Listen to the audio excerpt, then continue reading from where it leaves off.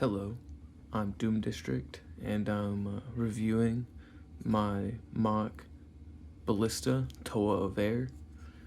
Uh, this is another MOC that I built uh, when I was getting my pieces back after I moved, and I was trying to get back in the swing of building, and so I decided to build some teams of Toa. And this is one of the first ones that I built. He's very green. He's very small. He's kind of meant to pair with Magnus, the fire Toa. He's also very small but very red. Meant to be kind of foils to one another, I guess, in a sense. But as far as my Toa builds go, he is definitely one of the smaller ones. And also, much like Magnus, he is totally dead and is no longer amongst the living. In his story, he's dead. Rest in peace. He was killed during the betrayal by Palladian, the main villain Toa of all. He's like an evil Toa. When all the other Toa find out that he's evil, this guy's on the way to go with the rendezvous and gets ambushed and killed, and he's dead. But enough of his short, tragic little story. I'll talk about the actual MOC itself. The story really doesn't matter all that much, considering, he's dead. Ballista is.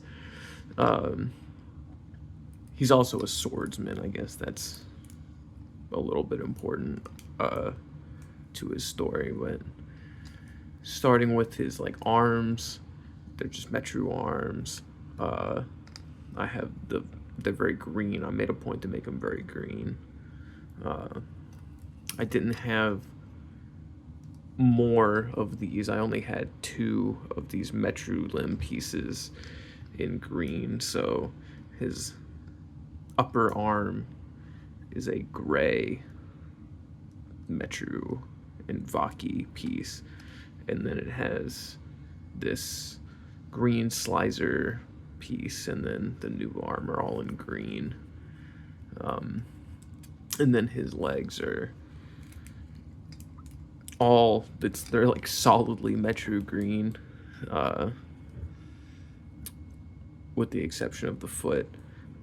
They're Mata green, though for whatever reason, the Mata green on my camera shows up almost like a teal. It's not teal, but it almost looks that way. Like his mask and his chest piece and these armor pieces are all Mata green.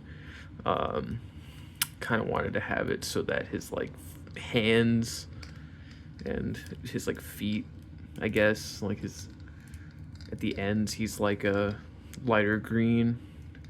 I don't know. I trying to do some of the color blocking a little, trying to make it a little interesting, since he's basically just solid green with a little bit of some gray and silver.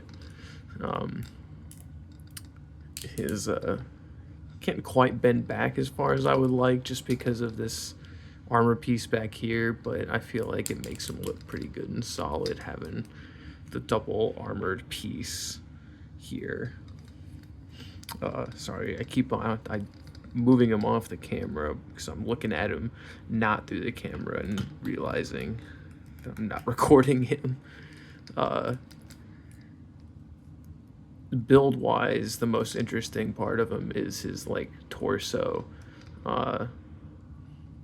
He has a Paraka torso, and it's silver, and it is actually slightly posable.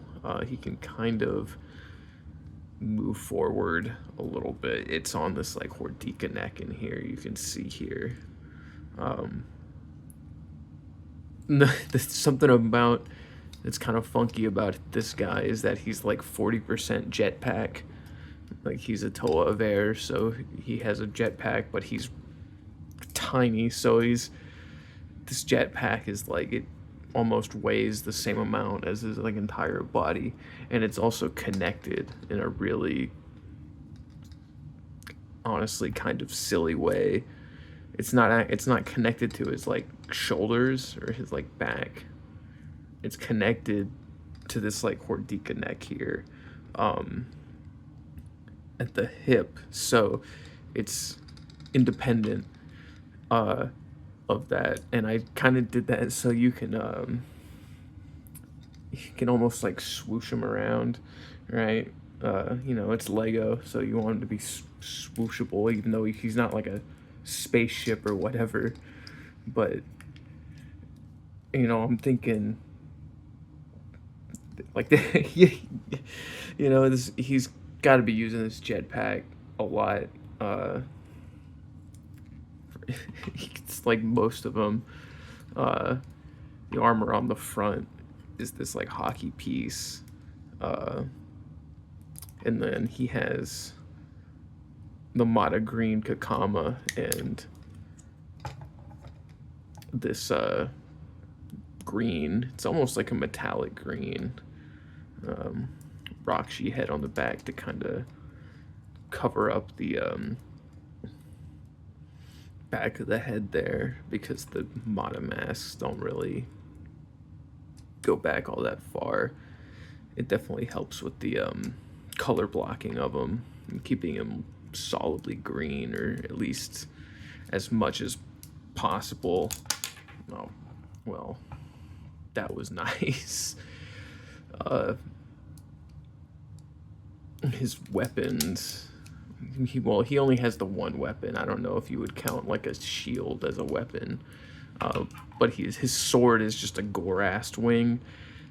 I feel like that's fitting for a guy who's just flying around on a jetpack.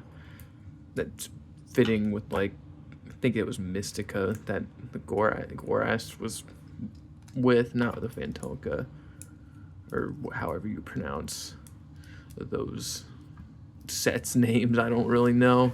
But yeah, he's kind of meant to be this small, like, agile, kind of calculated duelist sort of guy. Like, he's a swordsman. The leader of his like Toa team, he's a member of the Toa Proxima, and the leader, Seismodius, is like he's supposed to be the ultimate swordsman, so he's trained under him. Doesn't really do him a lot of good story-wise since he's dead, but what are you gonna do?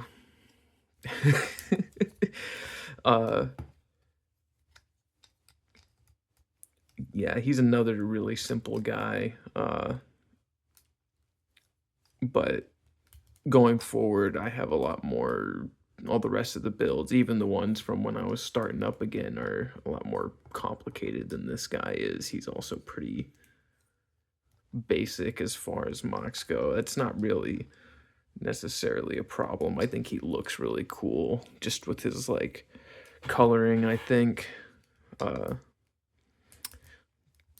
But yeah, he's cool. I don't know if I'm gonna keep him together, since I don't really have a use for him in my canon or whatever.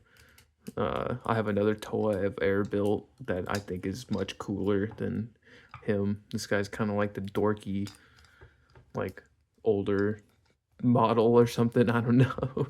Like, he's like I don't know. He's pretty cool, but I have bigger, more complicated guys going forward, that I'm actually looking a lot more forward to reviewing, as opposed to these first couple guys. I think they're neat in their own kind of classic-y way, but for the most part, I just think they're all right. But anyway, it's mostly, it's been his review. This is Doom District. If you want to see more mock reviews, I'm gonna keep doing them. I'm gonna start with all my Bionicle lore related characters, so all the mocks and characters that have to do with the Bionicle storyline. I'm gonna try and do all those first, and then get to some of my weirder builds. But yeah, if you want to see more mock videos, mock reviews, go ahead and subscribe to the channel and watch more.